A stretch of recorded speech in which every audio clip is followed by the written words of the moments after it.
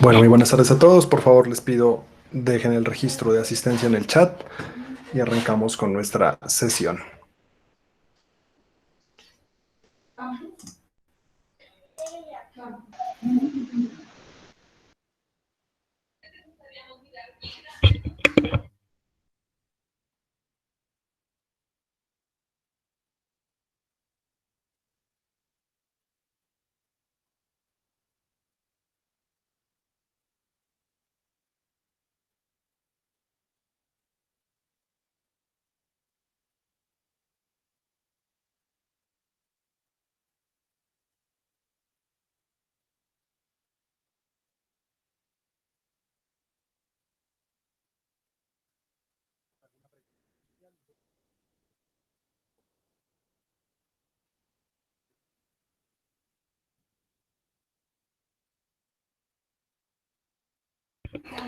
Les hago una pequeña pregunta. ¿Con ustedes terminamos ya de hacer el ejercicio de días dominicales?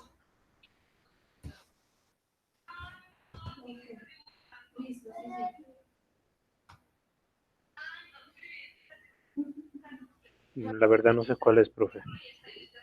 Pero sí alcanzamos a ver las fórmulas, ¿no?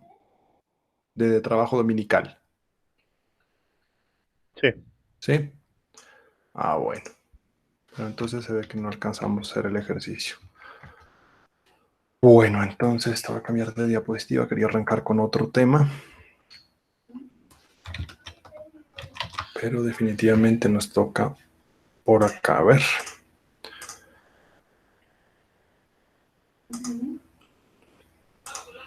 Listo. ¿Están viendo la presentación?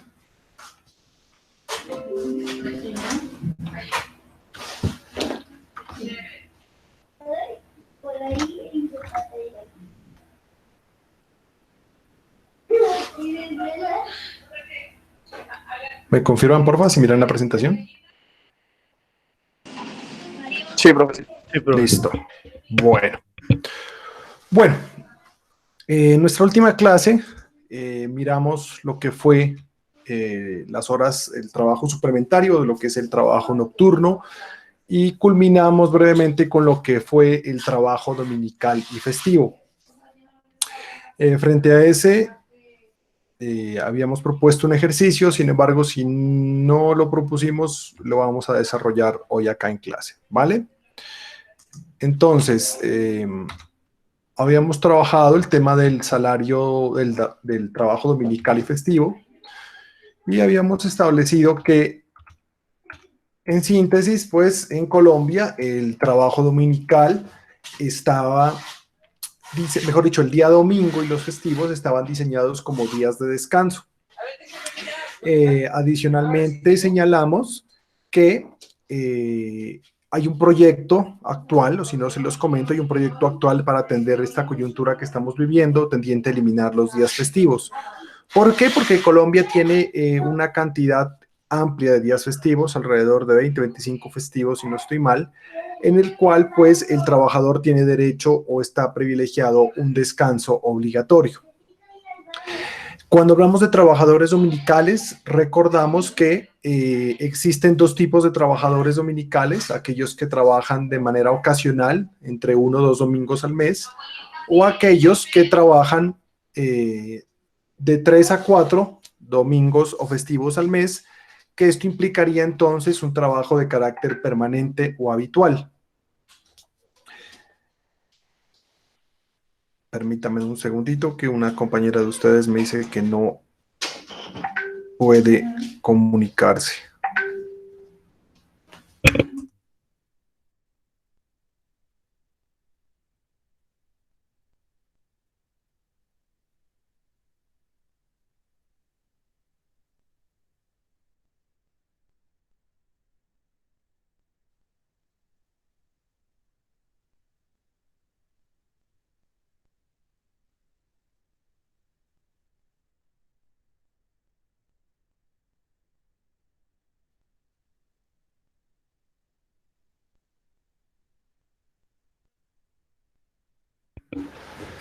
Listo. Bueno, entonces, estábamos señalando que entonces, en este caso,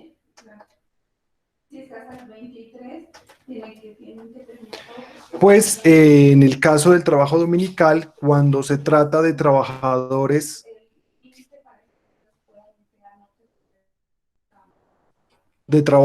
que son de carácter ocasional, entonces a ellos se les paga con un recargo, ¿ya? Equivalente a una suma, a un porcentaje que está establecido en la ley. Permítame un segundito, tengo un problema aquí.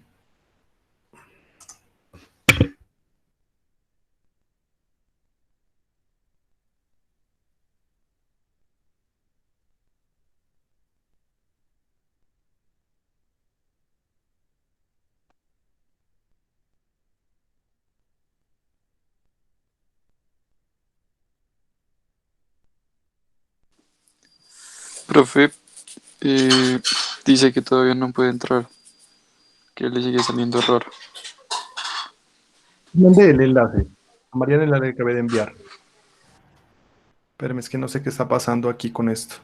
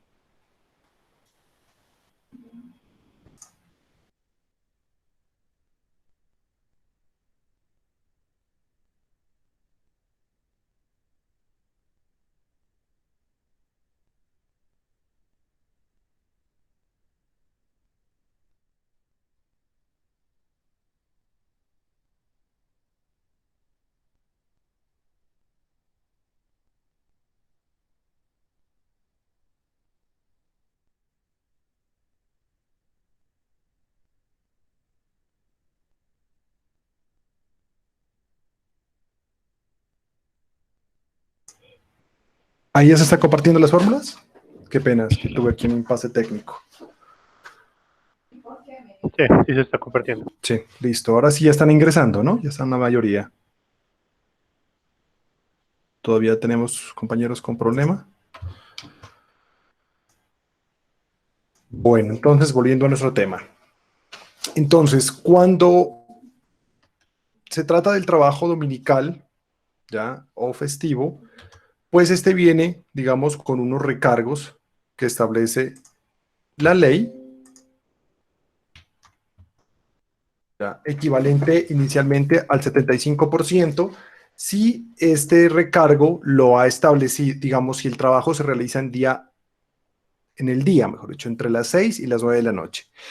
Cuando se trata de trabajo dominical que se realiza entre las 9 y las 6 de la mañana, estamos ante un trabajo dominical nocturno. En estos casos, el recargo, pues a este recargo dominical, que es del 75%, le vamos a adicionar el recargo nocturno. ¿Esto qué implica? Que a ese 75% de recargo le vamos a adicionar ese 35%, que es el recargo normal, natural del trabajo nocturno, y eso nos va a dar un recargo equivalente al 110%. Entonces, en estos casos, las fórmulas nos cambian un poco. Si vamos a tasar el recargo dominical, entonces estamos hablando que la fórmula que vamos a aplicar es el salario por el 1.75 por el número de horas trabajadas ese domingo dividido entre 240. Recordemos que ese 240 equivale entonces a ese número de horas que se trabaja al mes. Segundo, cuando se trata de recargo dominical nocturno, a raíz pues de esta suma que debemos hacer acá, nos cambia la fórmula y nos va a quedar salario por 2.1 por número de horas dividido entre 240. Ya vamos a aplicarlo en un ejercicio para que lo miremos más detalladamente.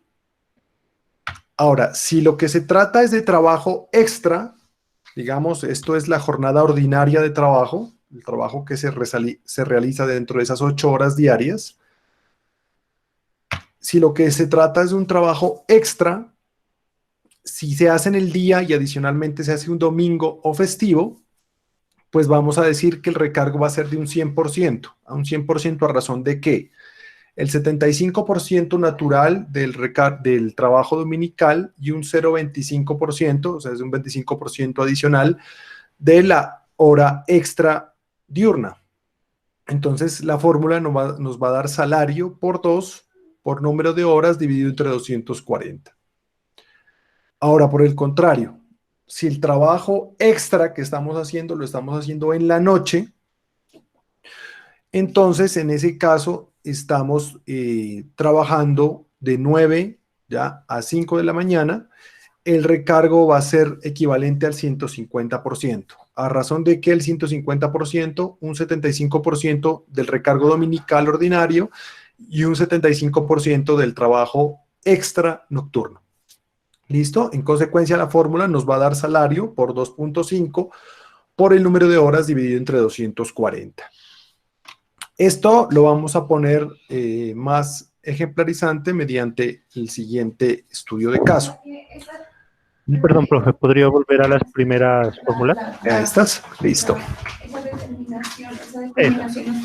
momentito nomás. Tranquilo, no se preocupe.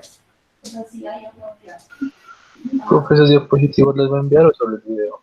Yo monto el video, pero las fórmulas sí les mando un PDF con todas las fórmulas. Ah, listo, ¿Ya? listo. No las he montado todavía porque les quiero dar, digamos, una tablita de fórmulas para los ejercicios complejos que vamos a hacer más adelante. ¿Vale? Listo. Con todas las fórmulas. Que la idea es que podamos tenerlas allí. Pero igual son fórmulas bastante sencillas. Ya, profe, gracias. Listo. Entonces, las de acá también ya están listas, ¿no?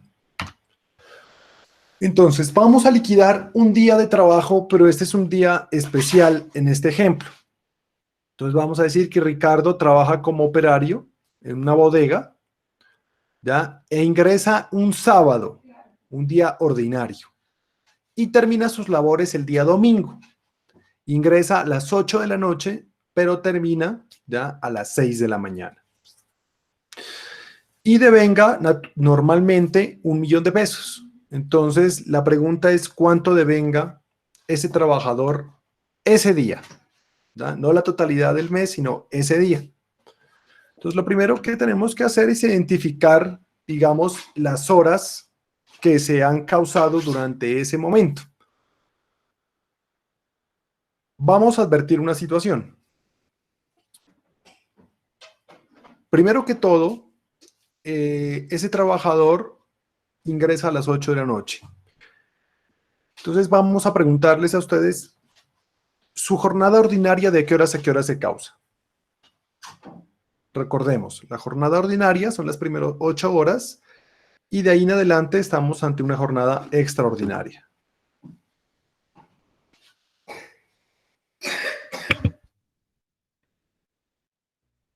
Profe, una pregunta. Si ahí en donde está en el ejercicio parece que entra a las 8, entonces la hora extra comienza a las 9 de tal. No.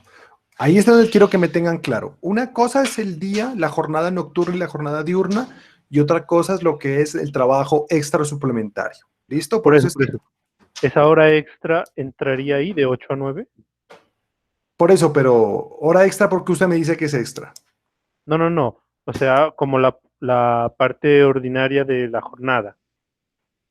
Sería nocturna, digamos lo que Ah, exceda de las 9.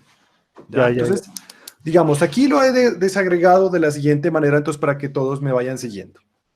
Entonces, por eso les pregunto, la jornada ordinaria, ¿ya? La jornada ordinaria sería en este caso la señalada, ¿ya? Desde el inicio hasta las 8 horas reglamentarias. En este caso, pues es un trabajador, digamos, que elabora una jornada ordinaria. Entonces, si empieza a las 8, sus 8 horas, ¿hasta qué horas va?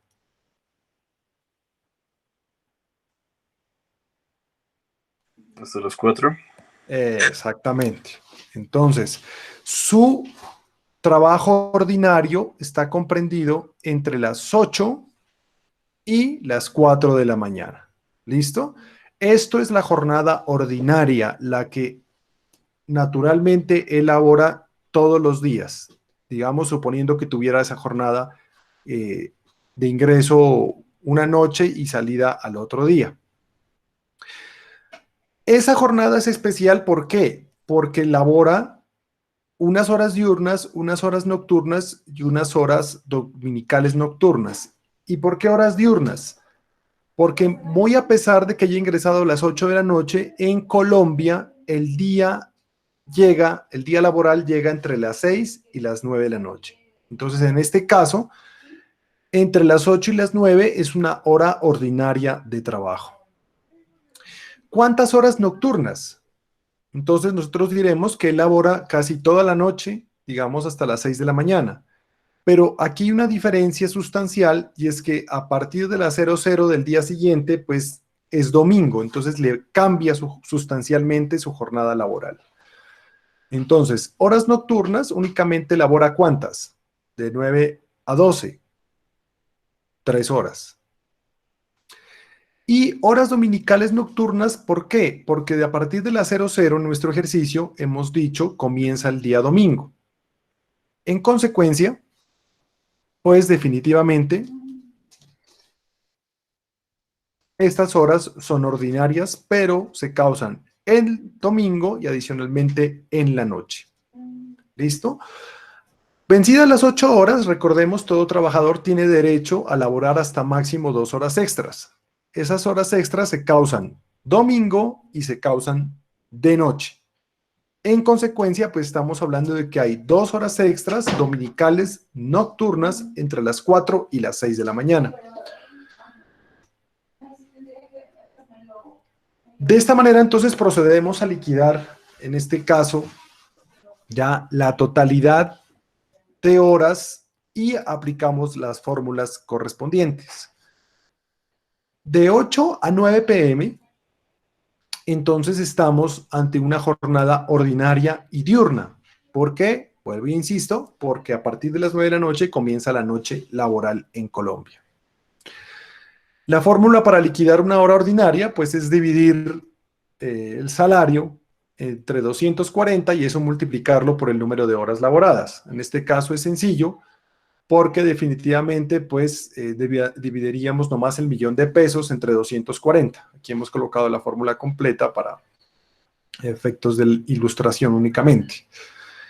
Y esto nos va a dar un valor determinado. Las horas nocturnas, en este caso, como vamos a liquidar exclusivamente el valor de ese día, entonces recuerden, la fórmula es por 1.35. Entonces multiplicamos salario por el 1.35 por el número de horas dividido entre 240. ¿Vale? Eso nos da entonces otro valor. Multiplicamos 1.000.000 por el 1.35 por 3 dividido entre 240. Horas dominicales nocturnas desde las 00 a las 4 de la mañana. Ya dijimos, es con un recargo del 110%. Entonces multiplicamos salario por 2.1 por el número de horas dividido entre 240. Y en el caso de las extras es por el 2.5. Al aplicar las fórmulas, entonces esto me empieza a dar acá ya unos valores, digamos, de la jornada ordinaria, una hora diurna, 3 horas nocturnas y 4 horas dominicales nocturnas. Entonces cambia bastante. Y las horas extras. Al aplicar, me dan estos valores y en total, por estas 10 horas de trabajo que inician un día sábado y terminan un día domingo, pues en definitiva, ese trabajador devengó $76.875. Les pregunto, ¿queda claro o hay alguna duda, digamos, en este ejercicio, en la aplicación, en la distribución que hemos hecho de estas fórmulas?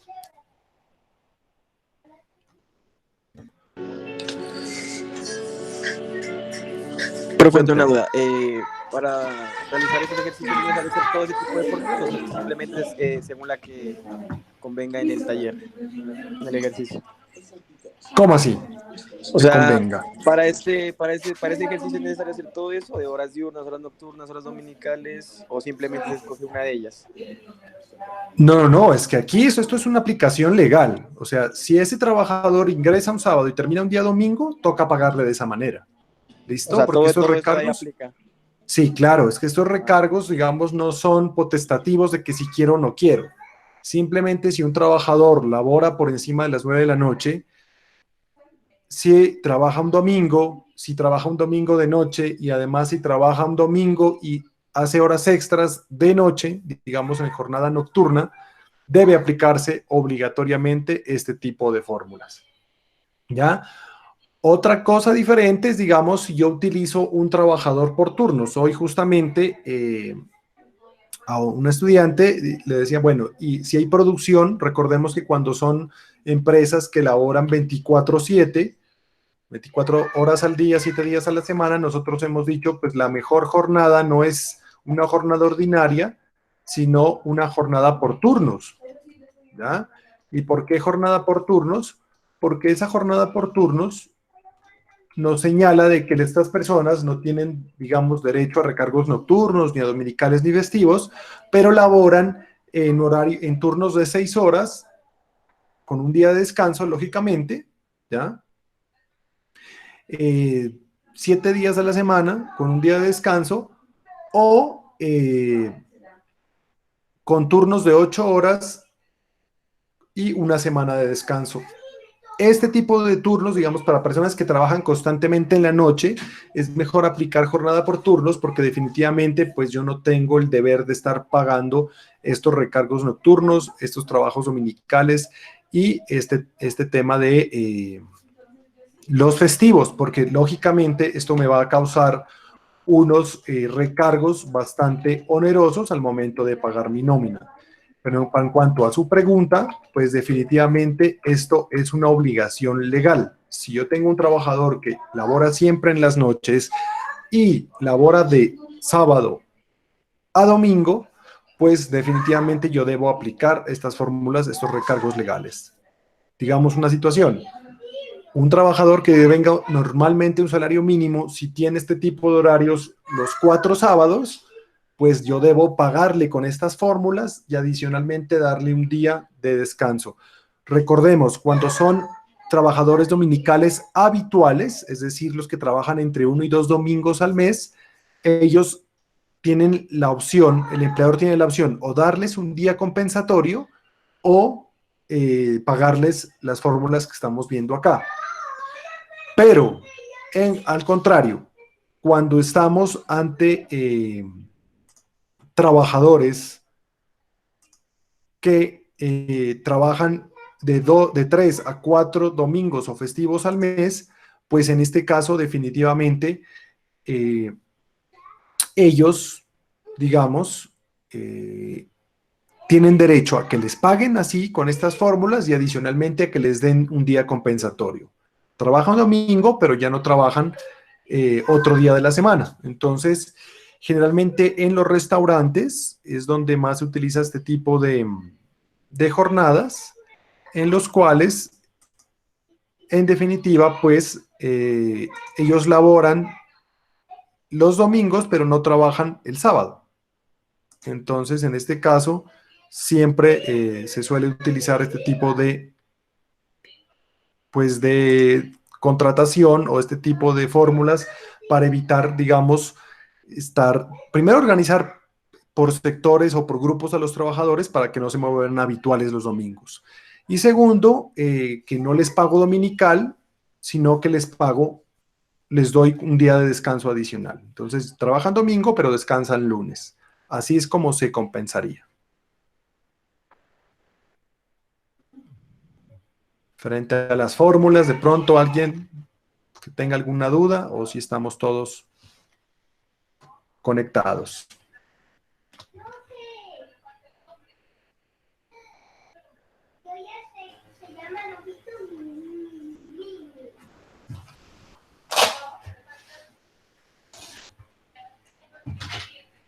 Profe, una duda.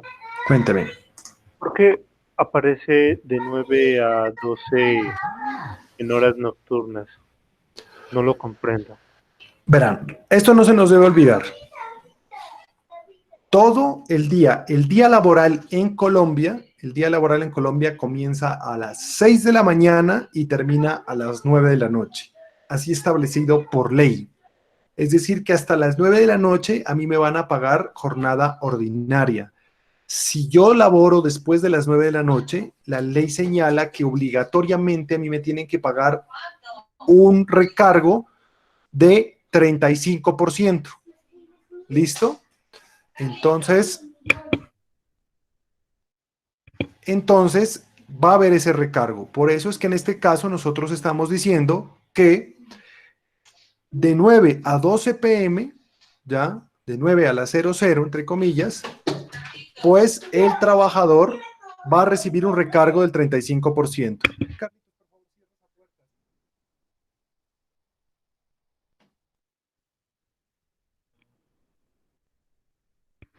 ¿Listo? ¿Sí queda claro?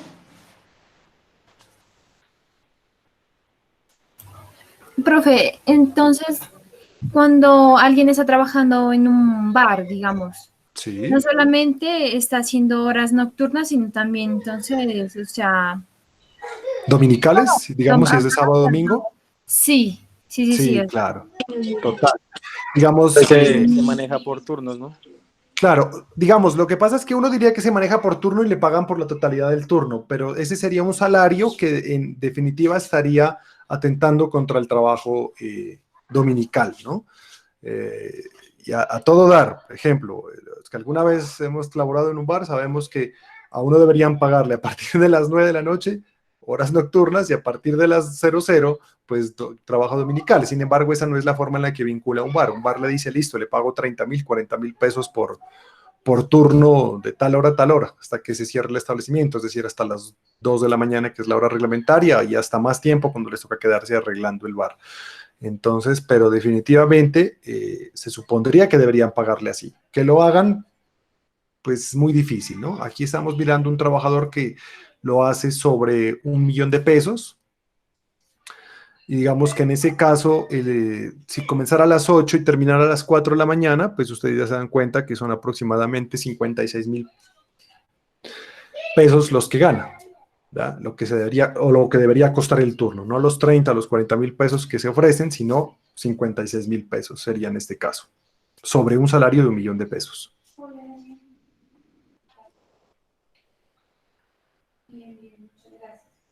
Gracias, profe. Bueno, nosotros vamos a hacer un ejercicio complejo, digamos, de liquidación. Por cuestiones de tiempo voy a avanzar al siguiente tema, pero de antemano, pues, ya nos vamos a tener una sesión exclusiva a realizar un ejercicio de liquidación, ¿vale? Para que podamos practicar, volver sobre estas fórmulas. Ahorita quisiera que avancemos entonces con otro temita que tiene que ver directamente, que es el tema del salario. ¿Listo? Bueno. Entonces, en materia de salario, pues hay que hacernos dos preguntas. Inicialmente, identificar, tener claro que en el contrato de trabajo es dentro de relaciones subordinadas, dependientes, es decir, trabajo netamente laboral, porque tenemos que en la actualidad de hoy tenemos personas vinculadas por prestación de servicios, otras por contrato de trabajo. Entonces vamos a decir que en materia del contrato de trabajo, esa remuneración que es la base de subsistencia digna de cualquier trabajador se denomina salario. ¿Listo? Y en el contrato de prestación de servicios se denominan honorarios, para que tengamos primeramente esa observación, porque el honorario se recibe como contraprestación de un producto o servicio que se presta de manera autónoma e independiente. Cuando yo soy un trabajador subordinado que cumple horario, que recibo órdenes, mi remuneración se va a denominar salario. ¿Listo? ¿Por qué es importante identificar qué es salario y qué no es salario? Por varias situaciones. Primero, porque el salario va a ser la base para liquidación de prestaciones sociales. El salario va a ser la base para la liquidación de los impuestos, el pago de la seguridad social, el pago de los aportes para fiscales. ¿Listo? Sobre la base del salario se pagan las primas, las cesantías. Entonces, tener, digamos, mucho cuidado en saber identificar qué es y qué no es salario, porque eso me va a incrementar o a disminuir mi nómina eventualmente. Frente a lo que es la definición de salario, vamos a decir que salario es todo aquello que recibe el trabajador como contraprestación directa del servicio. Cuando el trabajador presta su mano de obra, elabora su trabajo dependiente, subordinado, pues lo hace única y exclusivamente por ese pago de ese salario. Sin embargo, no todo lo que recibe, digamos, el trabajador como contraprestación directa puede ser el salario directamente como contraprestación. Tenemos otro tipo de situaciones como es la habitualidad. ¿Qué es esto? Que si a mí me entregan habitualmente una suma de dinero y además como contraprestación, independientemente que no se denomine salario, la ley presume que debe tenerse en cuenta como salario. Otra característica del salario es que es oneroso para el empleador. ¿Qué significa que sea oneroso? Le cuesta al empleador y le cuesta al trabajador ganárselo. Entonces vamos a decir que si le cuesta al empleador descargar esa suma de dinero para dársela al trabajador, que esa suma de dinero la entrega de manera habitual y que lo hace como contraprestación directa del servicio, entonces estamos ante el denominado salario. ¿Y por qué la ley nos da este tipo de criterios adicionales para poder entender qué es salario? Porque bajo ese principio de primacía de la realidad sobre las formas que habíamos visto al inicio, pues no importa que en el contrato las partes pacten que ciertas entregas no son salario o no constituyen salario o no se tendrán en cuenta como base para liquidación de prestaciones sociales. Y en consecuencia se defrauda no solo la expectativa del trabajador de recibir unas prestaciones sociales un poco más robustas, sino que también se defrauda otro tipo de situaciones como es el pago de los aportes al sistema de seguridad social integral. Y vamos a decir además que el salario es un ingreso que entra al patrimonio del trabajador. En consecuencia, al entrar al patrimonio del trabajador, él puede hacer con ese salario lo que a bien tenga. ¿Listo? El empleador no puede sugerirle o decirle en qué es que se va a gastar el salario. Cuando el empleador entrega una suma de dinero y señala en qué debe gastarlo, por ejemplo, eso ya no sería salario. Ahora, la otra pregunta que nos hacemos en contraposición es, ¿qué no es salario entonces? Entonces vamos a decir que no es salario aquellas sumas que son entregadas por mera liberalidad, es decir, sumas que se entregan de manera gratuita por el empleador. Por ejemplo, cuando a final del ejercicio, al final del año, miramos que las utilidades son muy buenas y que en consecuencia de esas muy buenas utilidades, entonces yo opto por darle a mis trabajadores una bonificación. Entonces, esa bonificación yo se la doy de manera ocasional, se la doy porque se la quiero regalar, es decir, no es una contraprestación directa del servicio, ¿ya? Y lo hago por mera liberalidad, no porque esté obligado, sino porque deseo hacerlo. Eso no sería salario definitivamente. Lo que se entrega para el desempeño de la labor, ¿qué es esto?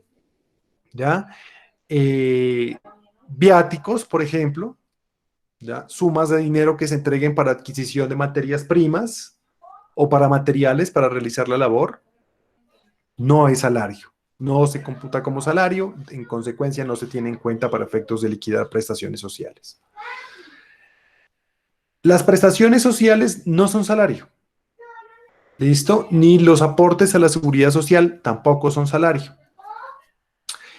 Pero tampoco son salario aquellas circunstancias que se pacten entre empleador y trabajador, es decir, sumas de dinero que se pacten a entregarse y que se considere que estas no son salario en virtud de ese convenio que hagan las partes. Entonces, por ejemplo, yo les voy a decir a mis trabajadores que yo les voy a dar una prima y que se las voy a dar todos los años al inicio de cada Semana Santa. Una prima equivalente a 10 días de salario, por ejemplo, que es lo que en el sector público se denomina como la prima del pescado.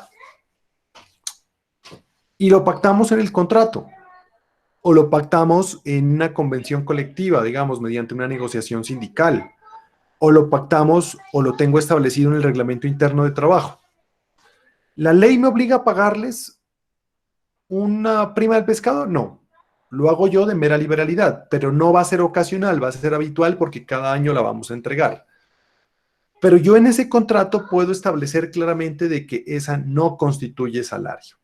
¿Listo? En este caso, como son beneficios extralegales, adicionales, las partes tienen la facilidad de pactar de que no constituyan salario. Hay otro tema que es el pacto de exclusión salarial, que ya lo veremos al final de este tema, y los viáticos también, que los explicaremos más adelante.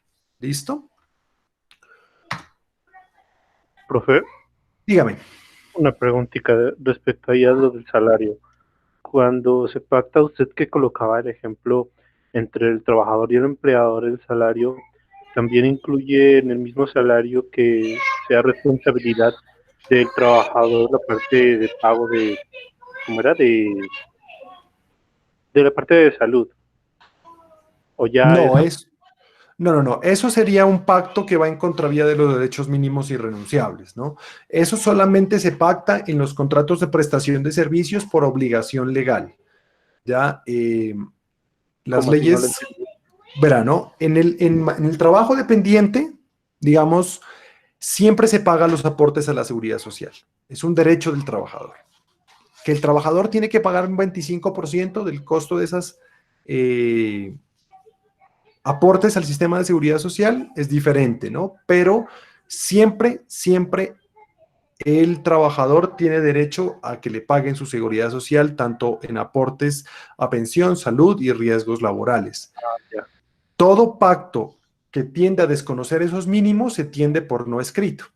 Yo cuando toqué el tema de irrenunciabilidad de los mínimos, de los derechos mínimos irrenunciables, les comentaba que era muy común el caso de, en un tiempo, los trabajadores que estaban afiliados al SISBEN, antes de que hubiera la continuidad en el sistema, que se señalaba que toda persona que tuviera un ingreso, estando calificando en el SISBEN, perdían el beneficio, ¿no?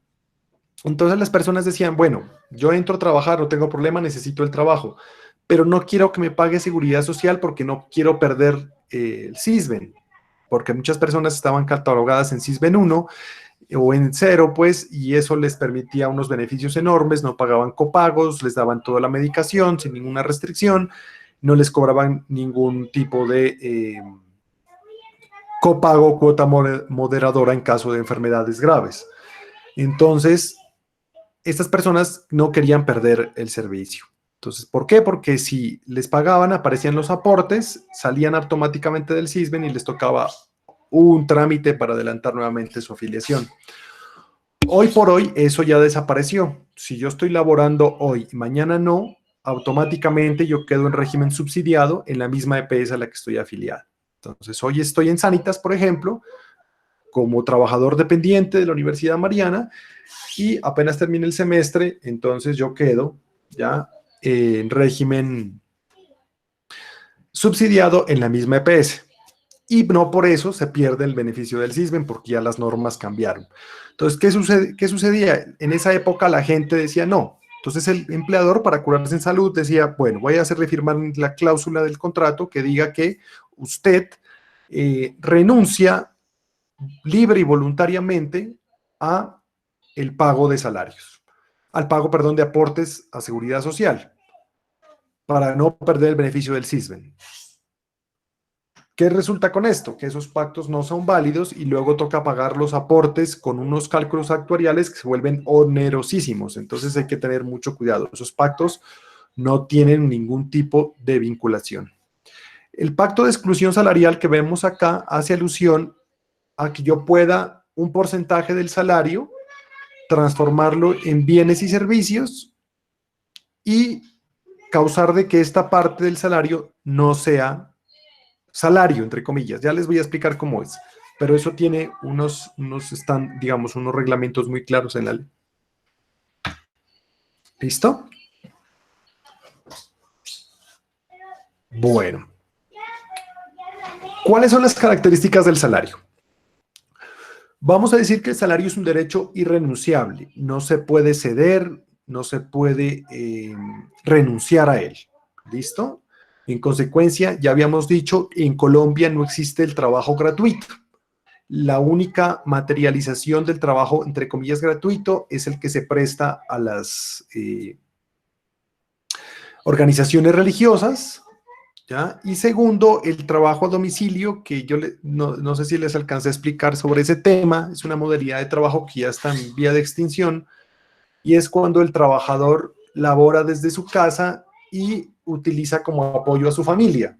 Pues hoy con la reglamentación del teletrabajo, pues esa modalidad ya quedó como abolida, ¿no? O por lo menos en desuso. En ese caso, digamos, el empleador paga por el trabajador que tiene su contrato, pero la ayuda que le presten sus familiares para realizar ese trabajo, pues entiende que es gratuito respecto del empleador. Pero vamos a decir que en Colombia no hay derecho gratuito salvo en esas dos circunstancias. El salario tiene unos criterios para fijarse. Debe ser proporcional a la idoneidad, ¿ya?, del trabajador. Debe ser proporcional a las condiciones de eficiencia. Debe ser proporcional a las circunstancias económicas. Y hay una obligación de todas las empresas de tener, así como tienen un libro donde están contenidas cada perfil del trabajador, en ese libro también debe constar lo que es el salario que devenga. ¿Y eso por qué? El Ministerio del Trabajo puede hacer en algún momento auditorías que impliquen, digamos, la verificación de desigualdades salariales, y esto puede dar lugar a la imposición de unas multas. ¿Esto para qué?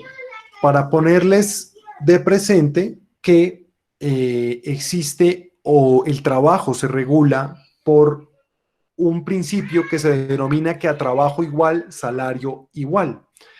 ¿Y en qué consiste este principio? En que en Colombia no hay criterio de discriminación del salario, salvo que hubiere diferencia en estos tres criterios. Entonces, la Corte Suprema de Justicia nos dice que en una empresa, si dos personas tienen el mismo puesto y laboran en la misma jornada, que son circunstancias objetivas, digamos, el puesto se denomina auxiliar contable, ambos tienen el puesto de auxiliar contable, y el uno está en jornada ordinaria y el otro también. Entonces, estamos hablando de que deberían ganar en principio lo mismo. Pero adicionalmente yo debo verificar las condiciones de eficiencia, es decir, si ambos hacen lo mismo, si ambos tienen las mismas circunstancias de idoneidad, los mismos títulos de idoneidad, ambos laboran en las mismas circunstancias, ambos cumplen las mismas metas, en consecuencia se tendría que decir que esos trabajadores deberían ganar el mismo salario. Si yo encuentro que entre esos dos trabajadores hay diferencias salariales, el que gana menos podría demandar a su empleador y exigirle que le paguen la totalidad de ese salario, ¿ya?, conforme a lo que gana su compañero. Entonces, ¿esto para qué se establece o por qué nace este principio? Por la necesidad de que no haya brechas salariales en Colombia. Aunque ya sabemos que pues todavía hay rezagos de aquellas discriminaciones negativas relacionadas con que a la mujer se le paga menos que al hombre o viceversa, ¿ya? Eso lastimosamente pues ya está abolido, pero sigue predicándose. En caso de que ese trabajador quisiera demandar, pues va a lograr que le actualicen sus salarios y los aportes a seguridad social. Un cuarto criterio, una cuarta característica es que el salario siempre debe pagarse en moneda nacional, es decir, en pesos colombianos.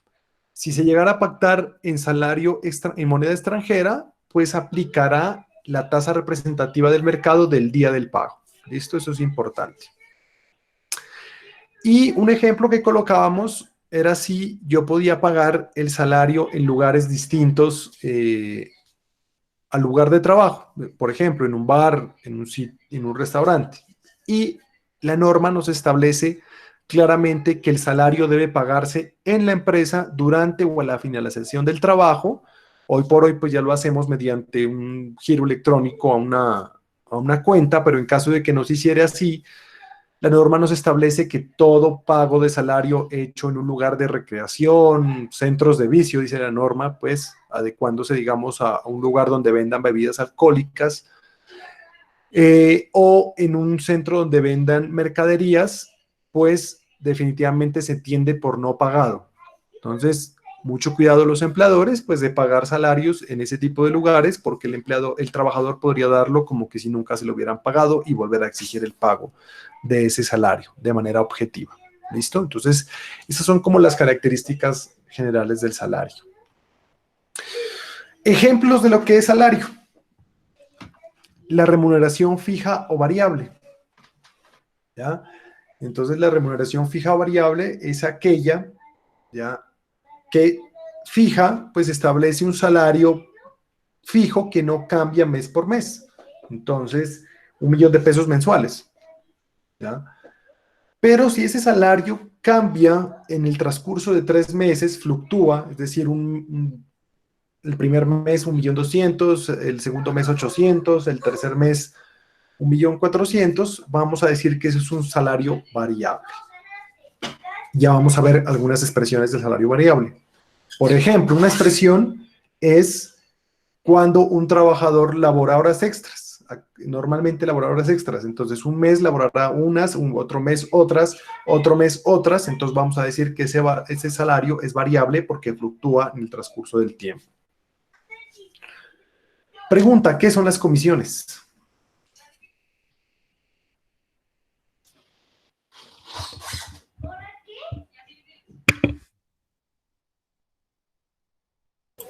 Es un pago que suelen dar aparte, ¿no?, de lo del salario por algún reconocimiento o una labor que uno se esfuerza en hacer para, pues, por ejemplo, cuando uno vende algo adicional o consigue algún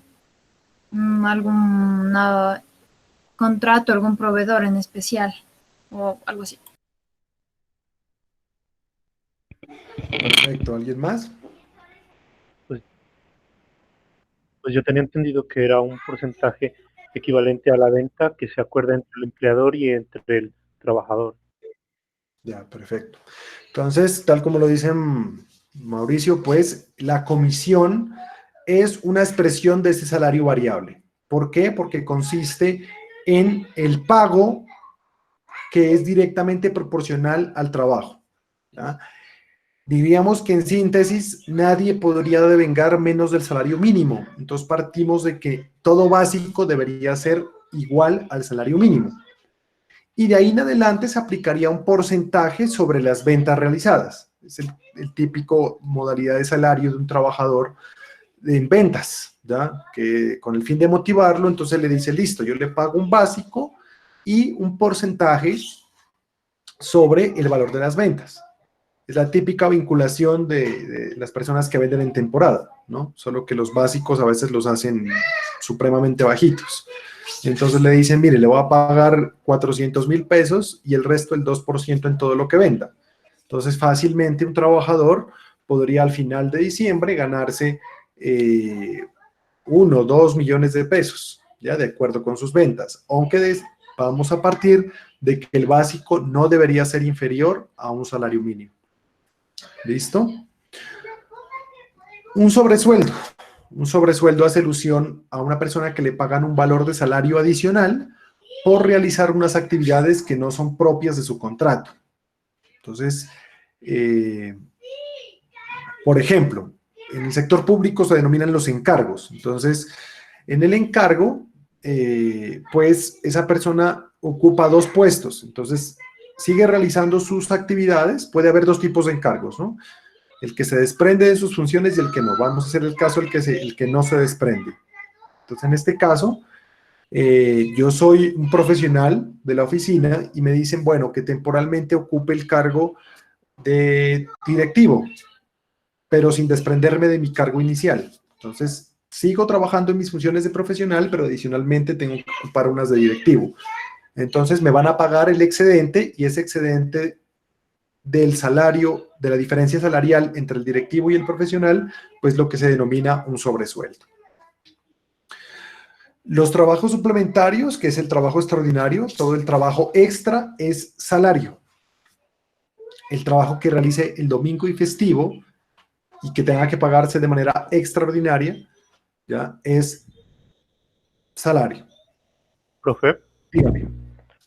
pregunta, si de pronto nosotros como profesionales de mercadeo nos contratan para realizar una investigación de mercados respecto a un posicionamiento, digámoslo así, y no está estipulado que nosotros debemos hacer la parte de asesoría o en este caso un acompañamiento para suplir alguna demanda que el empleador esté pidiendo. ¿Eso actúa como sobresueldo o trabajo suplementario? A ver, lo que pasa es que en el caso que usted me plantea, yo pensaría que no sería materia de, bueno, depende del tipo de vinculación, ¿no? Usted me dice que es para realizar un estudio de mercado, ¿es verdad? Sí. Sí, en este caso, digamos, si usted tiene que cumplir horario en la empresa y recibir órdenes, sería que es un trabajo subordinado y en ese caso su trabajo se limita, digamos, a lo que está establecido allí, el estudio de mercado. Pero tal como usted lo identifica, yo pensaría que sería un trabajo propio de un contrato autónomo e independiente, es decir, de una prestación de servicios. Lo importante es que ya sea laboral o sea de prestación de servicios, se identifique claro cuál es el objeto al contratar. Porque si a usted le están poniendo a hacer más cosas que las que están establecidas en su contrato, pues si fuera de prestación de servicios, se están generando otros servicios adicionales que usted tendrá que liquidarlos y pasar la cuenta de cobro. Y si están y si está vinculado mediante un contrato laboral, pues podría establecer de que le están exigiendo lo que no debería usted estar haciendo y que eso puede dar causal para que se genere otra relación laboral. ¿Listo? Una relación laboral concomitante. Entonces, no podríamos decir de sobresueldos, porque el sobresueldo hace alusión a dos situaciones de jerarquía, ¿no? O que le asignen algunas cosas y se las paguen. Digamos, en el ejemplo que usted me está colocando, así como usted lo enuncia, yo pensaría que sería un tema de contrato de prestación de servicios, no laboral. Pero en el caso de que fuera un tema laboral, digamos, estamos el profesional de mercadeo, está encargado exclusivamente del estudio de mercados y yo empiezo a pedirle asesorías que no van de acuerdo con su cargo, ya que no están establecidas como propias de su puesto, pues eventualmente yo podría exigir un pago de un sobresueldo. ¿Listo? Pero habría que notar de que esas funciones pertenecen a otra persona o que no estuvieron pactadas. O sea, sé que si a mí me encargaron la parte del estudio de mercado, la capacitación como tal no depende de mí, sino de quien lo vaya a realizar más que de mí. Pues depende de lo que se haya pactado. ¿Ya? Pues depende si de no lo se que se haya pactó la parte de la capacitación, solo se pactó la parte del estudio de mercado, supongo que sí actúa como sobresueldo. Sí, claro, o como un salario adicional. Por eso es importante que en los contratos de prestación de servicios o en el laboral se establezca claramente cuál es el objeto. No hacerlo genérico, porque si ustedes le colocan estudio de mercado y demás circunstancias accesorias que surjan de este, pues le van a eventualmente a decirle que preste la asesoría pues adicional. ¿Listo? Bueno, el tema de los viáticos. Vamos a decir cuáles son salario, alojamiento y manutención. Vamos a explicar más adelante por qué los viáticos permanentes de alojamiento y manutención son salario. Pregunta, ¿las propinas son salario?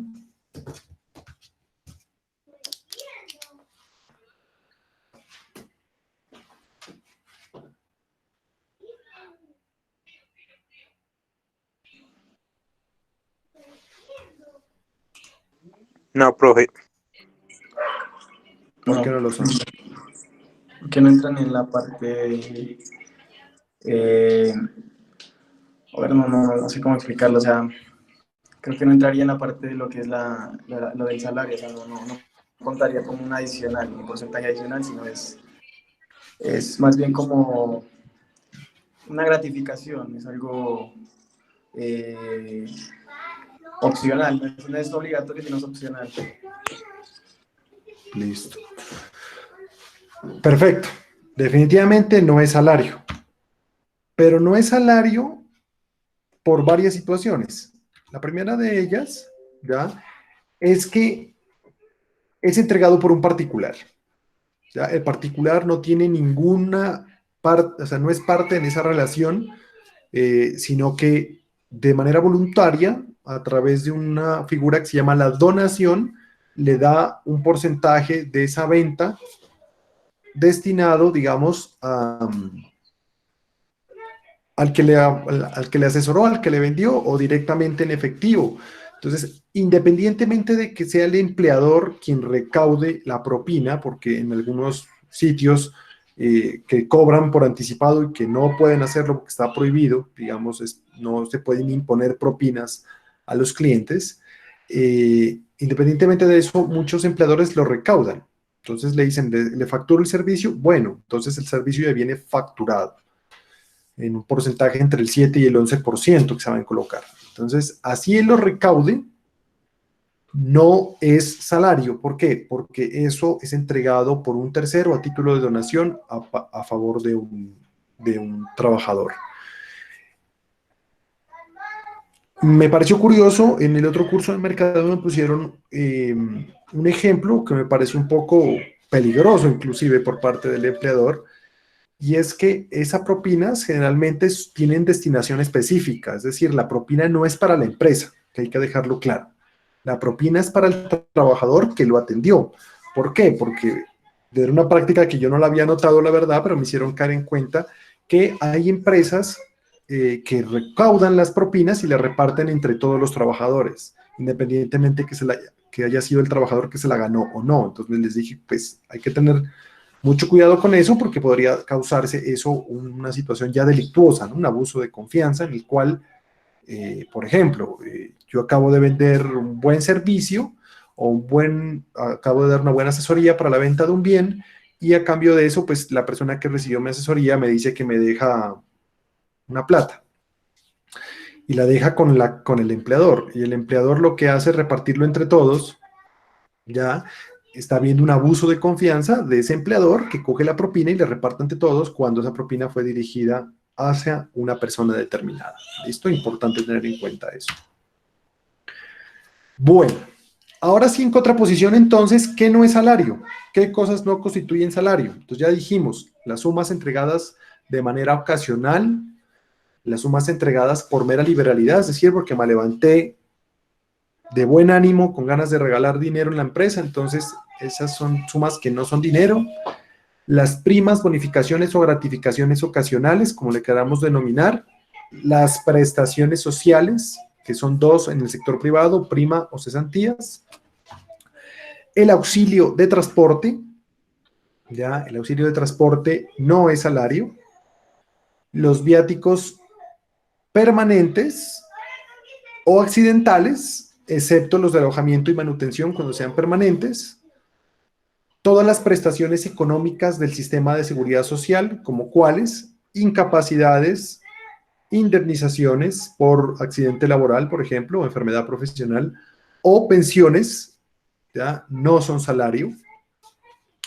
Los beneficios excluidos, ya lo dijimos, por pacto entre las partes y todo lo que se denomina el pacto de exclusión salarial. ¿Qué tipos de salario encontramos en nuestra legislación laboral? Eventualmente encontramos estos 4 tipos de salario. El salario general, la regla general es que todo contrato de trabajo está diseñado para un salario estipulado. ¿Qué es esto el salario estipulado? Pues el que pactan las partes. En contraposición a ese, pues está el salario mínimo, que es el límite, ya dijimos, el límite al cual pues yo puedo pagarle a un trabajador. Lógicamente, si el trabajador trabaja media jornada, es decir, solo 4 horas en la ordinaria, pues yo le pagaré proporcionalmente a ese salario.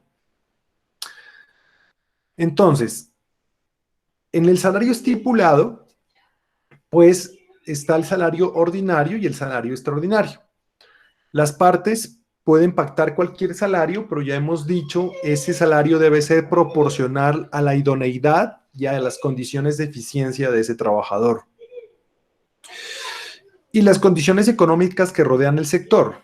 ¿Listo? Puede ser, digamos, objetivizado. Uno mira, digamos, con preocupación cuando surgen políticas como, por ejemplo, las de estandarizar o de señalar salarios mínimos por regiones, que fue una polémica un poco dura que se dio con algunas propuestas de reforma laboral que hizo el gobierno actual antes de que empezara lo de la pandemia y que estaba dando mucho de qué hablar. ¿Por qué? Porque en Colombia hace algunos años hubo salarios discriminados por regiones y eso llevó a que regiones como la nuestra, donde no hay industria, pues definitivamente haya una discriminación objetiva, ya en el cual pues los salarios eran paupérrimos.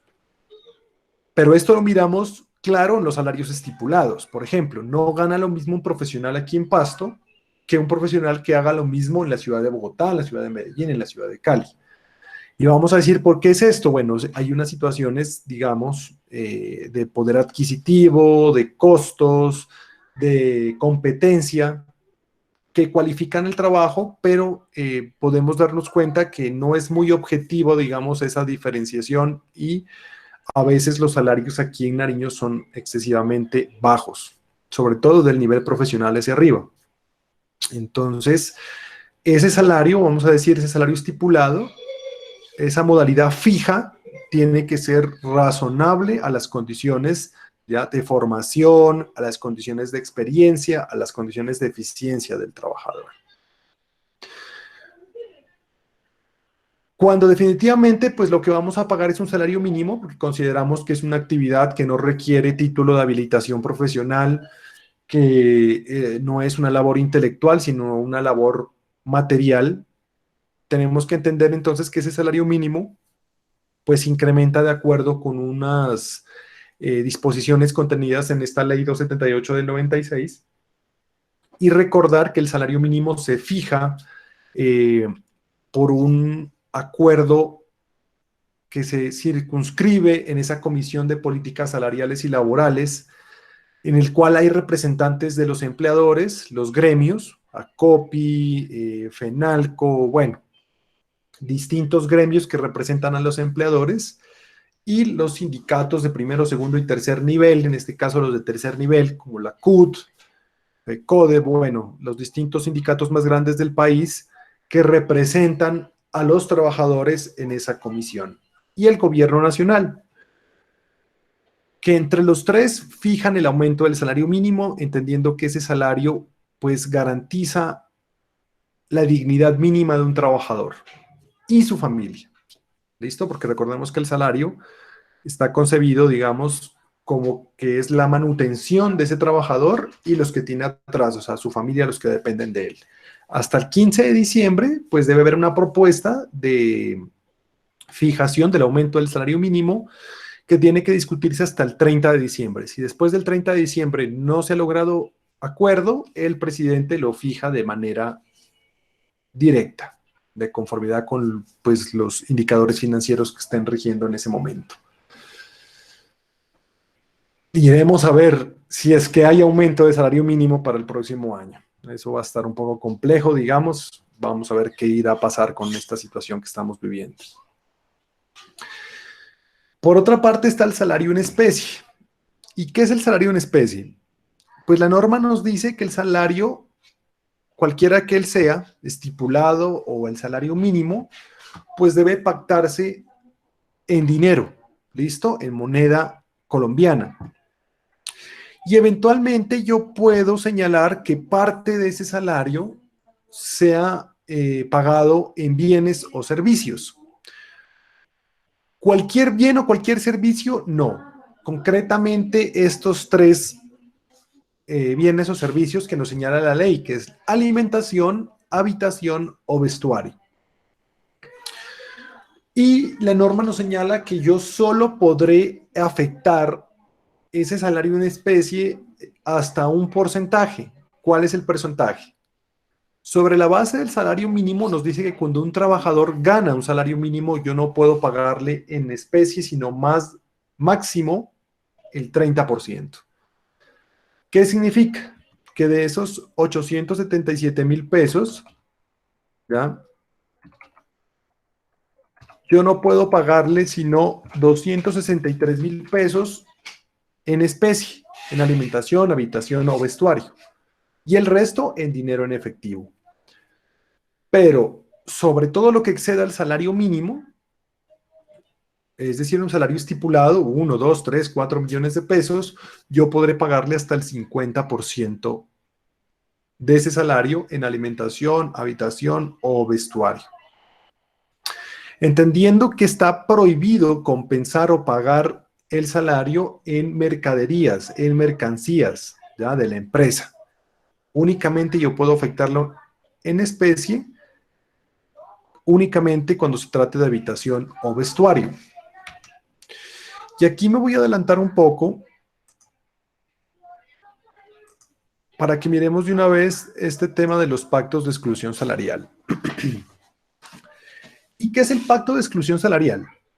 Pues la ley 50 del 90 nos dice que eventualmente yo puedo brindarle a mi trabajador unos beneficios que tiendan a mejorar su calidad de vida como parte del salario, pero adicionalmente lograr que todos esos beneficios adicionales no constituyan salario.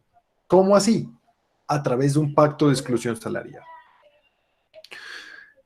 Entonces, a un trabajador que gana 1 millón, digamos a decir 5 millones de pesos, pues yo le voy a proponer que ese 40%, que vienen a ser 2 millones de pesos, yo se los voy a pagar en unos beneficios como participación en un club, como el pago de un arrendamiento en un sector exclusivo de la ciudad, como medicina prepagada, como bonos de Sodexo, como bonos en ciertas tiendas de ropa, ¿ya? Que en su valor, pues valgan más de esos 2 millones de pesos. Pero entonces ustedes dirían, ¿cuál sería el negocio? Que la cotización, digamos, al sistema de seguridad social, que los aportes para fiscales, que las prestaciones sociales se van a pagar exclusivamente sobre el 60%. Entonces, en ese ejemplo que hemos dado nosotros acá, vamos a decir que de esos 5 millones de pesos que gana este trabajador, pues a él le van a pagar 3 millones de pesos en efectivo.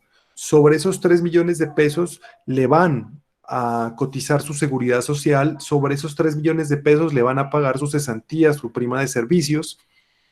Sobre esos 3 millones de pesos el empleador va a pagar impuestos.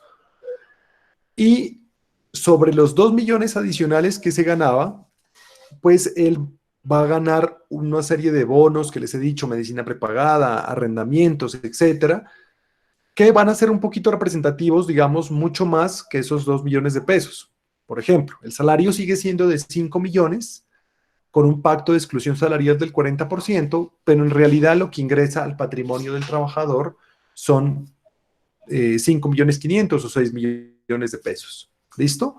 Porque recibe bienes de habitación, de vestuario, de salud, bueno, tal cual como se mira en el caso del trabajo en especie. Lo que sí nos exige la Corte Suprema de Justicia, ¿me van a preguntar algo? Sí. Cuénteme. Entonces, por ejemplo, las empleadas de servicio que están, o digamos, o los que cuidan las fincas, ellos también recibirían como, podría hacérseles este tipo de No, pago. no, digamos, en el pacto de exclusión salarial no sería en el caso del salario mínimo, definitivamente. En ese caso, digamos, volviéndonos acá,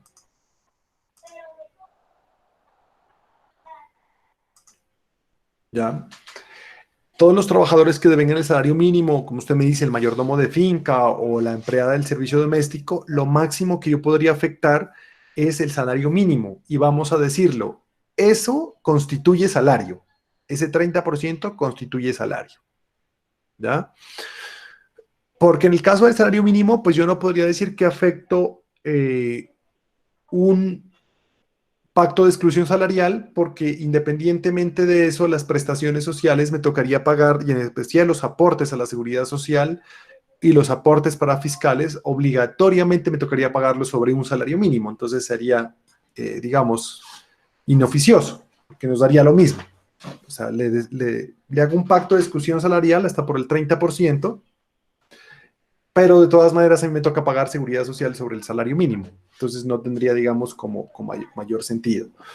Pero, digamos, es importante el caso que usted nos toca porque, por ejemplo, la experiencia nos ha dicho que, sobre todo las empleadas del servicio doméstico han sido un sector que ha sido tradicionalmente discriminado y que uno encuentra ejemplos aberrantes. Yo no sé si les comentaba el caso a ustedes, en el caso de una señora que atendía a una familia, pero una familia completa, a la dueña de la casa, que tenía 3 apartamentos y en cada apartamento vivía uno de sus hijos con su familia, y la señora atendía los 3 hogares y por los 3 hogares le pagaban como 200.000 pesos, estoy hablando hace unos 10 años,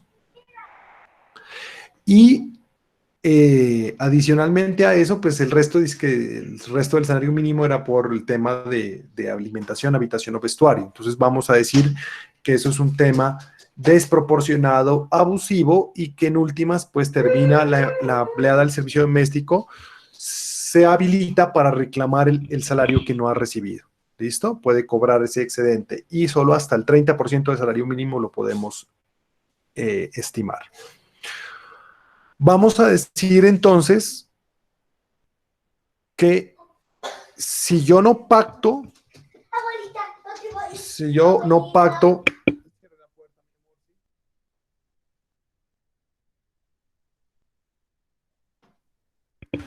vamos a decir que si yo no pacto claramente que son o no son salario, la norma nos dice, pues se entiende que el efectivo y el pago en especie constituye salario y todo se tendrá en cuenta para efectos de liquidación de prestaciones sociales y para pago de aportes de seguridad social y para fiscales. Y en el caso del pacto de exclusión salarial, pues es un pacto que se utiliza, vamos a decirlo, en empresas grandes, ya con salarios altos, para efectos de que sea representativo de ese trabajador, por ejemplo, no ganarse 5 millones de pesos en nuestro ejemplo en efectivo, sino 6 en algunos beneficios adicionales. Uno podría decir, ahorita uno siendo joven, que es una buena expectativa salarial, pero al final de la vida laboral de ese trabajador, pues ya no se va a jubilar sobre los 5 millones de pesos, su pensión no se va a liquidar sobre los 5 millones de pesos, sino se va a liquidar sobre 3. Y entonces al mirar hacia atrás se va a dar cuenta que pues ese empleador lo que hizo fue un daño porque le cotizó sobre 3 millones de pesos, aunque él durante su vida laboral gozó de 6. ¿Ya? Ese es el beneficio para el empleador, que el empleador pueda disminuir sus pagos en seguridad social, en prestaciones sociales, pero el que se termina dando, digamos, como se dice coloquialmente en la cabeza, es el trabajador, porque al final de su vida laboral, pues va a decir, de nada me sirve haberme ganado 3 millones de pesos en bonos, en vivienda, en salud prepagada, porque ahora que me voy a pensionar, solo voy a ganar 3 millones. Entonces acostumbran a un trabajador a un estatus de vida de 6 millones, pero al final de su vida laboral se va a bajar al 50% prácticamente. ¿Sí queda entendido entonces lo del pacto de exclusión salarial?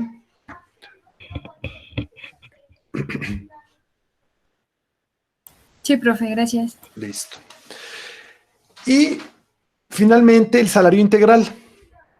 El salario integral es una modalidad de salario que se pacta con las personas que ganan más de 10 salarios mínimos. El salario integral no es, digamos, una concepción de que el salario integral cubre toda la expectativa salarial del trabajador, sino que es una modalidad que se pacta para efectos de remunerar mes a mes de manera anticipada todo lo que es el trabajo suplementario, o sea, trabajo extra, dominical, festivo y prestaciones sociales. ¿Cómo así? En trabajadores que tienen altos salarios, más de 10 salarios, es un salario alto, ya estamos hablando en este caso de 8.700.000 pesos. Entonces, si este trabajador devenga, mejor dicho, realiza muchas horas extras al mes, si este trabajador además le toca trabajar los domingos, entonces me va a ser un trabajador que me va a salir demasiado costoso, que eventualmente me va a tocar pagarle no un salario de 8.700.000, sino un salario de 10, 11, 12 millones de pesos mensuales. Y adicionalmente yo tengo que tener en cuenta todas esas horas extras para efectos de pagarle su prima, para efectos de pagarle sus cesantías. Es decir, que al final del mes, al final del año, yo termino pagando unos 150 millones de pesos, por ejemplo, en salarios y prestaciones sociales de ese trabajador. Entonces, la ley le dice, venga, ¿por qué no le paga por anticipado y se ahorra esa liquidación? Y se ahorra ese pago de horas extras y se ahorra esas prestaciones sociales.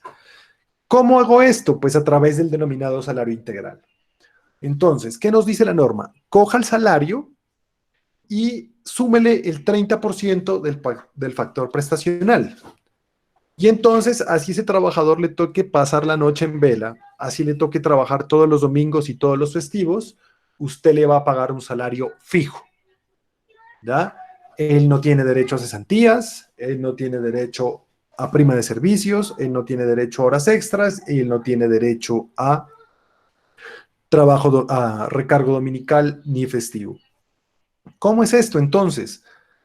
En Colombia, vamos a decir, hay un salario mínimo integral equivalente a 13 salarios mínimos legales mensuales vigentes. Pero, digamos, eso se lo puede pactar en cualquier trabajador que devengue más de 8.700.000.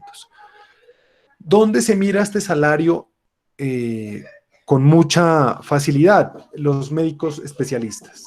Los médicos especialistas los vinculan mediante este tipo de salarios porque son personas que tienen totalidad de disponibilidad 24/7, que les toca hacer una cirugía a las 3, 4 de la mañana, que les toca hacer turnos un domingo, que les toca, bueno, cualquier sinnúmero de situaciones, y que de acuerdo a la especialidad, y ahora una subespecialidad, por ejemplo, pues serían unos salarios totalmente onerosos de pagar en materia de prestaciones sociales, en materia de horas extras.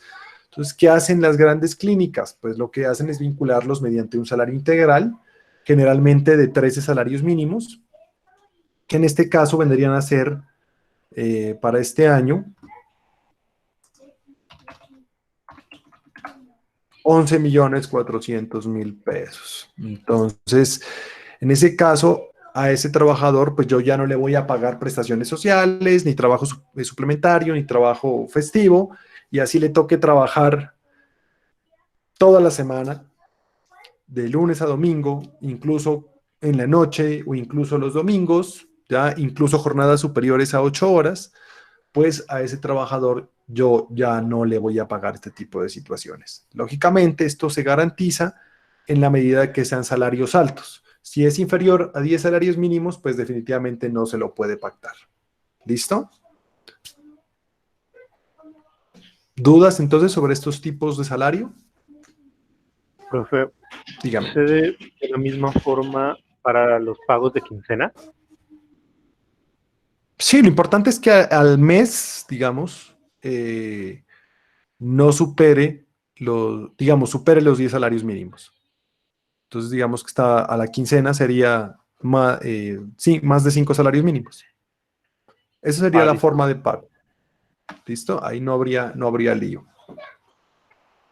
Y vamos a decirlo, ¿no? La seguridad social se paga exclusivamente sobre el valor de los 10 salarios, ¿no? Digamos del 70% en total. Este valor prestacional se lo saca para efectos de liquidar prestaciones sociales. Entonces, de liquidar seguridad social, perdón. Es muy, muy bueno, digamos, en la medida que son salarios altos y un trabajador que por sus condiciones tiene que trabajar jornadas extenuantes de trabajo o todos los domingos y festivos. El salario, pues, tiene varias formas de pago. Una es por unidad de tiempo, otra por unidad de obra, el famoso destajo, otro por tarea y otro mixto. Por unidad de pago, nos dice la norma, puede ser mensual, quincenal, semanal o diario, si se paga de esa manera. Aunque, si se trata de un salario diario por, digamos, número de piezas o por tarea, nos dice la norma, pues el pago mínimo será semanal, ¿vale? Pero cuando es una circunstancia intermitente, por ejemplo, alguien que no tiene que estar cumpliendo jornadas, sino que va y cumple un deber eventualmente a la empresa, entonces yo ahí le puedo pagar a diario. De lo contrario, si lo que tiene que entregarme es un número de piezas al día, número de elementos, o la terminación de una actividad concreta, una obra, pues yo tengo que, el pago mínimo sería semanal.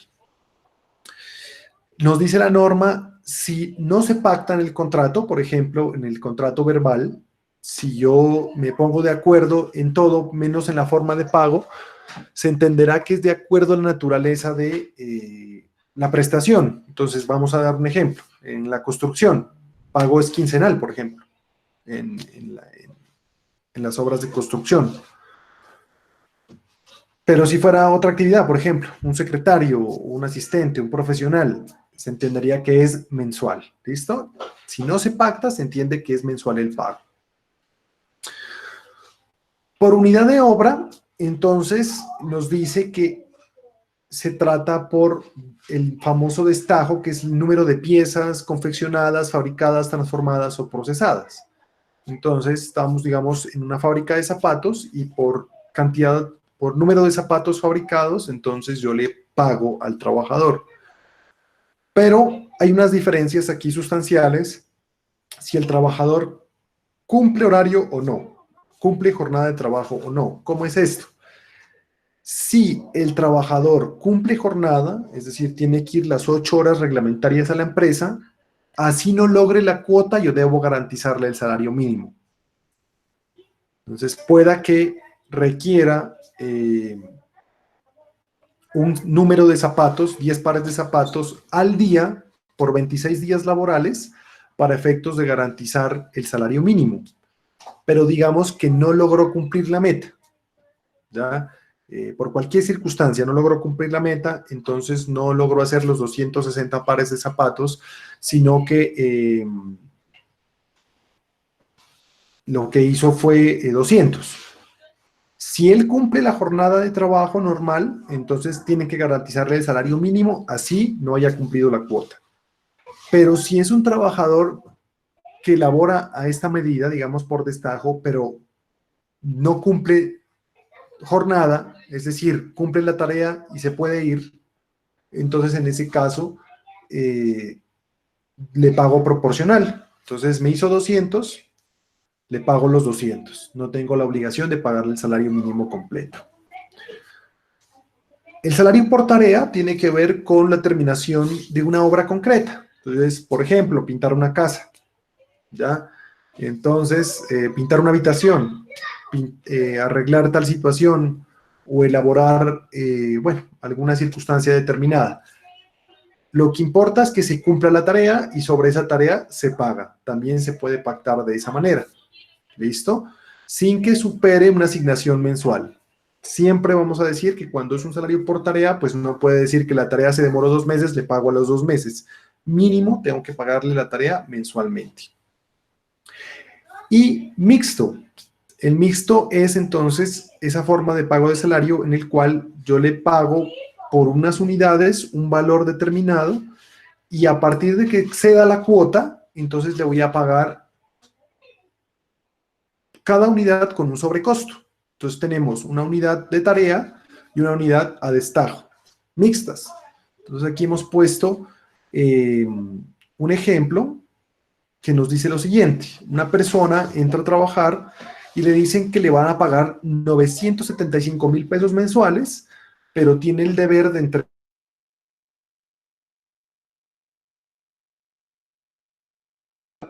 30 tapabocas diarios, por ejemplo, pues, ¿no? Ahorita muchos están haciendo tapabocas y están generando ingresos con esto. Entonces, yo me va muy bien, tengo las autorizaciones para los tapabocas del ministerio, entonces me dicen, listo, voy a hacer 30 tapabocas a razón de 1.250 pesos y eso me da 975.000 pesos mensuales. Esto durante los días laborables, de estos 6 días laborables, un día de descanso, domingo. Pero le digo, si usted al día supera los, aquí perdónenme, es los 30, no es 41, sino 31, entonces si usted supera los 31, en ese caso entonces yo podría estar ante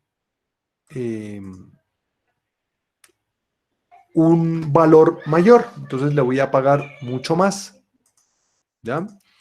Entonces a partir del 31 yo le pago 1.500 por cada tapabocas hecho. Entonces, si esa persona me trabaja más de los 30 tapabocas diarios que le exijo y por los cuales le pago 975.000 pesos, pues yo le voy a pagar una remuneración adicional. Esto es 250 pesos más por cada tapabocas realizado. ¿Sí queda claro?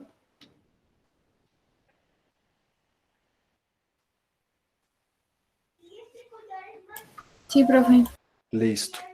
Vengan, les pido 2 minuticos más para terminar y concluir con este tema.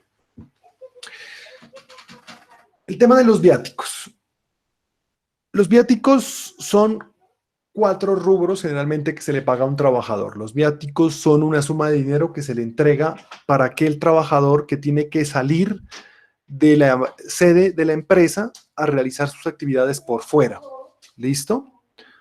Entonces tenemos que son el alojamiento, la manutención, el transporte y los gastos de representación.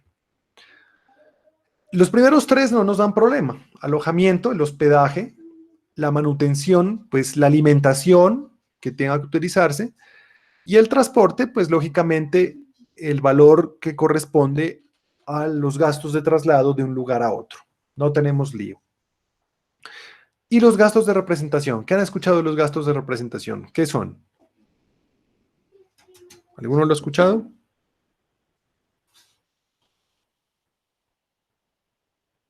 De pronto tiene que ver con los brokers. A ver, venga, hablen uno por uno que no les entendí. Dale, Rudy. Bueno. Yo había escuchado que era como cuando se representa una persona de manera jurídica o, digamos, legal ante un usuario o una persona así. O sea, le da como un renombre. Uh-huh. A ver, Mauricio. Yo tenía entendido que son como, digamos que brokers que representan a una empresa y en este caso ellos tienen que dárseles para transporte, alimentación, manutención, todo lo que necesite para estar operando la negociación en otro lugar. Bueno, entonces, los gastos de representación, digamos, es una suma de lo que ustedes me han dicho, ¿listo? Pero están destinados, digamos, para hacer algunos gastos en nombre de la empresa necesarios para formalizar un negocio, para representar a la empresa. Entonces, gastos de representación solo ganan los directivos y en especial el gerente, ¿listo? El que tenga la capacidad de representar la empresa para formalizar un negocio. Entonces, ¿en qué consisten? Pues en esa plata para hacer lobby, entonces para invitar a los otros, a los eventuales clientes o a los eventuales con los cuales se va a hacer un consorcio, un convenio, etcétera, una fusión empresarial o unos nuevos inversores en la empresa, pues para invitarlos a tomar una copa, para invitarlos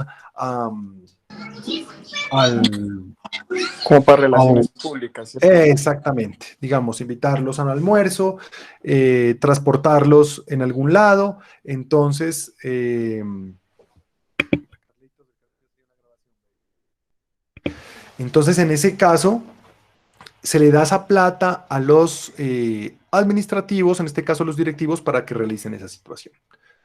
¿Qué es lo que nos interesa ahorita del tema de los viáticos en materia salarial? Y es que Cuando son permanentes, es decir, la persona que todo el mes tiene que estar saliendo, su trabajo no es dentro de la empresa, sino fuera, alojamiento y manutención constituyen salario. Es decir, yo tengo que sumarlos al salario para efectos de liquidar prestaciones sociales, para efectos de el pago de seguridad social. ¿Y por qué? Porque se dice que el alojamiento y manutención, en este caso, entran al patrimonio del trabajador y él puede disponer en qué lugar se queda y qué come, por ejemplo.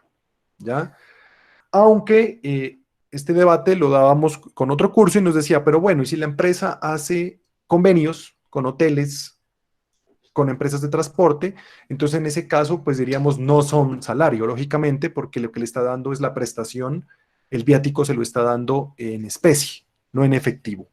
Pero cuando yo se lo entrego en efectivo y ese trabajador todo el tiempo sale, es decir, permanentemente, tiene que salir de la empresa a prestar servicios por fuera, van a constituir salario. De lo contrario, cuando no son frecuentes, cuando no es habitual, cuando sale de vez en cuando el trabajador o de carácter extraordinario, pues no son salario.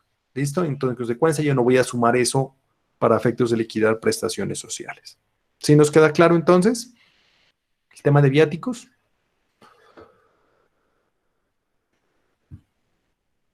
Sí.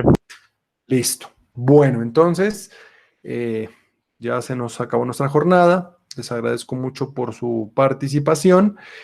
Les quiero pedir un favor para el día de mañana. Quiero que descarguen una aplicación que se llama Kahoot. No sé si la conozcan, no sé si la hayan usado con algún otro docente. Sí, sí sabemos cuál. ¿Sí? ¿Sí es? Ah, bueno, perfecto. Entonces, la descargan. Mañana vamos a hacer una especie de concurso acá individual para efectos de validar todos los temas que hemos abordado hasta la fecha. ¿Listo? Con el propósito de hacer digamos, una autoevaluación de todos los temas que hemos abordado y los 3 primeros puestos pues se ganarán una décima para la nota final, ¿vale? Entonces, los invito a todos pues a que participen de esa actividad y mañana adelantamos ese cuestionario. ¿Les parece?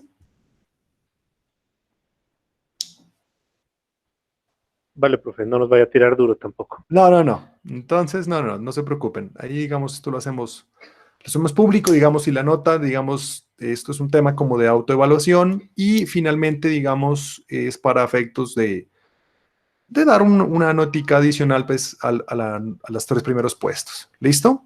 Y en la medida que avancemos, pues ya vamos a hacer algunos talleres, digamos, de liquidación, que es lo que me interesa que reforcemos más, pero lo vamos a hacer como para efectos de reforzar ese tema. Entonces, todos la aplicación de Kahoot mañana, ya les doy el código para que entremos y adelantemos nuestra actividad. ¿Vale? Listo. Entonces no olviden dejar su nombre en el chat para efectos de ratificar su asistencia y nos vemos el día de mañana. Muchas gracias por su atención.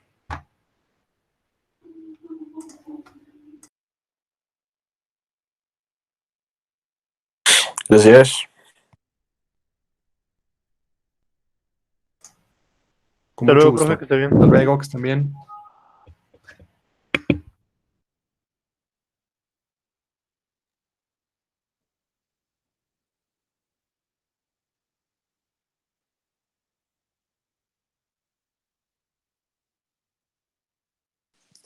Profe, Marianela dijo que no se pudo conectar a la clase, Qué que no le lástima. cogió el link.